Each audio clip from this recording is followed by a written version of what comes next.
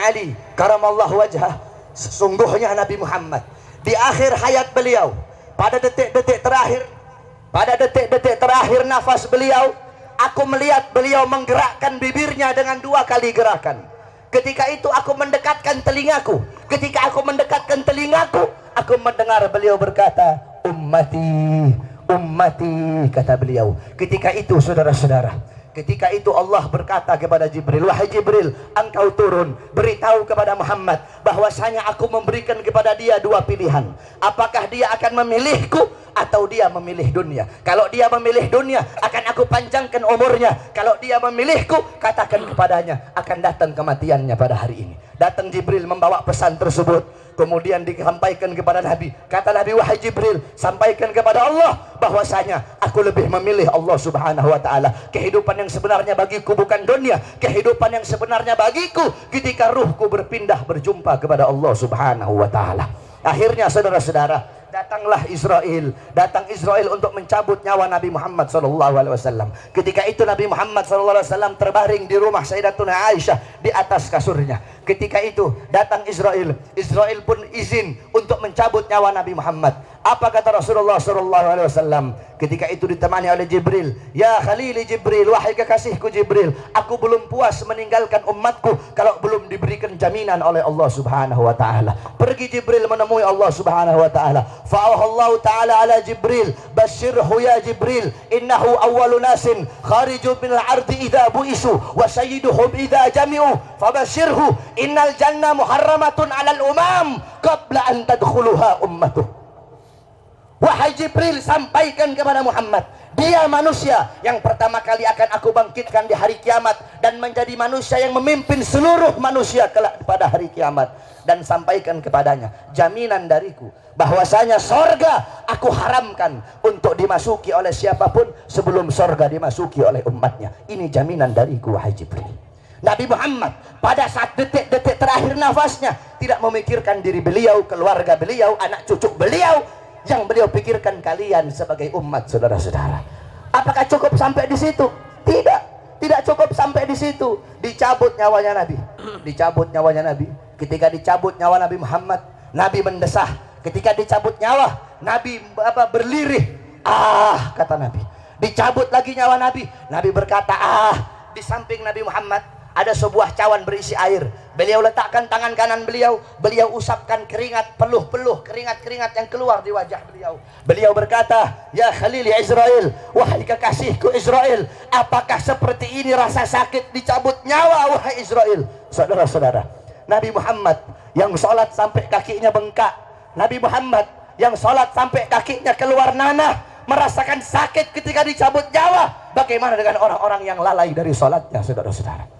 Nabi Muhammad, manusia yang paling mulia, khairul khalqillah, khairul wafa, wa bahrus safa, merasakan sakit ketika dicabut nyawa. Bagaimana dengan para pendosa? Bagaimana dengan orang-orang yang durhaka kepada Allah subhanahu wa ta'ala? Dicabut nyawa Nabi Muhammad SAW. Kata beliau, apakah seperti ini rasa sakit dicabut nyawa? Kemudian Israel pun berkata, iya ya Rasulullah, seperti inilah rasa sakit dicabut nyawa. Kemudian Israel berkata, Rasulullah berkata, wahai Israel, apakah rasa sakit seperti ini juga yang nanti akan dialami oleh umatku? Apa kata Israel? Iya ya Rasulullah, rasa sakit seperti inilah yang nanti akan dialami oleh umatmu. Mendengar itu Nabi Muhammad menangis. Itu tangisan terakhir Nabi Muhammad. Itu tangisan air matanya Nabi yang terakhir sebelum beliau wafat. Beliau mengangkat tangan, doa terakhirnya Nabi, harapan terakhirnya Nabi, doa yang menutupi kepergian Nabi Muhammad, doa yang menutupi wafatnya Nabi Muhammad. Beliau mengangkat tangan, mengadahkan tangan kepada Allah subhanahu wa ta'ala. Allahumma khaffif ala ummati fi sakratil maut. Ya Allah, ringankanlah. Ya Allah, permudahkanlah sakratul maut umatku. Ya Allah, ya Allah, aku nabi mereka, aku pemimpin mereka, aku penanggung jawab mereka. berikan seluruh rasa sakit sakratul maut mereka kepada aku ya Allah.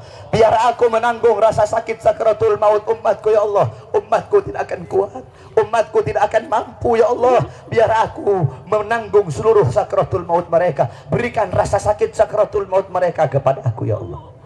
Di mana kalian untuk Nabi Muhammad? Apa yang telah kalian lakukan untuk Nabi Muhammad sallallahu alaihi wasallam? Sudahkah kalian menyenangkan hatinya Nabi? Sudahkah kalian mengorbankan jiwa, nyawa, darah, harta kalian untuk Nabi Muhammad sallallahu alaihi wasallam? Para sahabat-sahabatnya Nabi mengorbankan jiwanya, nyawanya, darahnya, hartanya. Sumayyah, wanita yang tua renta, dipaksa keluar dari ajarannya Nabi. Dikubur setengah badan, ditombak, keluar isi perutnya, dicambuk. Hei Sumayyah, keluar kamu dari ajaran Nabi. Apakah Sumayyah lebih memilih kesenangan dunia? Apakah Sumayyah lebih memilih kebebasan dunia? Sumayyah lebih memilih mati daripada harus meninggalkan ajaran Nabi Muhammad. Allahu Akbar. Bilal ibn Rabah dikasih batu yang besar, dicambuk, dipaksa keluar, dipaksa meninggalkan Nabi, meninggalkan syariat Nabi, meninggalkan Al-Qur'annya Nabi. Apakah Bilal lebih memilih kesenangan dunia? Apakah Bilal lebih memilih kebebasan dunia? Apa kata Bilal? Walaupun tubuhku dipotong-potong menjadi bagian-bagian yang kecil untuk menghentikan kecintaanku kepada Nabi, dengan dipotong-potong tidak akan berhenti kecintaanku, malah dengan dipotong-potong hanya akan menambahkan kecintaanku kepada baginda Nabi besar. Allahu Akbar. Setelah Nabi Muhammad SAW wafat, para sahabat itu tidak ada gairah hidup, saudara-saudara. Ada seorang wanita yang dimana galat li Aisyah, ya Aisyah, ikshif li gabrin Nabi.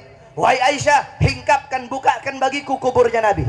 Dibuka kuburnya Nabi, masuk ini perempuan di depan kuburnya Nabi. Fabakat hatta matat. Itu wanita menangis depan kuburnya Nabi sampai dia mati saat